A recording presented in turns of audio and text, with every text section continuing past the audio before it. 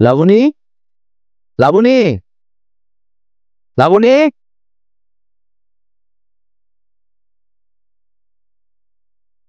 লাবণী, লাবণী, লাবণী। ঘুমা গো, আপনি এখানে কি করছেন? মানে মানে মানে চোরের মতন ঘরে ঢুকলেন কিভাবে? আমি তো আপনার জন্য খাবার নিয়েছিলাম, মা খাবার বানিয়েছিল। ও, জেনে শুনে আপনি এসেছেন? বাড়িতে কেউ নাই, এই সুযোগে সোজা আমার ঘরে ঢুকে পড়েছেন।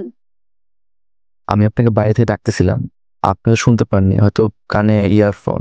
সারা, আমাদের বাড়িতে কেউ নেই জেনে শুনে আপনি এখানে চলে আসছেন এই সুযোগটা কাজে লাগানোর জন্য, তাই না? আমার ইজ্জত নষ্ট করার জন্য। আস্তাগফিরুল্লাহ, আমার আল্লাহ সাক্ষী, আমার এমন কোনো মতলব ছিল না। আপনি ভুল বুঝতেছেন। দেখেন, আমার হাতে খাবারের বাটি। বাহ, উসিলা তো ভালোই বের করেছেন। শুনেন জালাল ভাই, আপনার নামে মামলা করা উচিত, কিন্তু কেন করেনি জানেন? কেন? আমার প্রতি দয়া থেকে? শুনেন, আপনার মতন মুখোশধারী মানুষদের উপর আমার কোনো দয়া মায়া হয় না। আপনার নামে মামলা করলে বাবা অনেক কষ্ট পাবে, আর বাবা তো জানে না তার ভাতিজার চরিত্র এত কুৎসিত। বেরিয়ে যান, দাঁড়ান।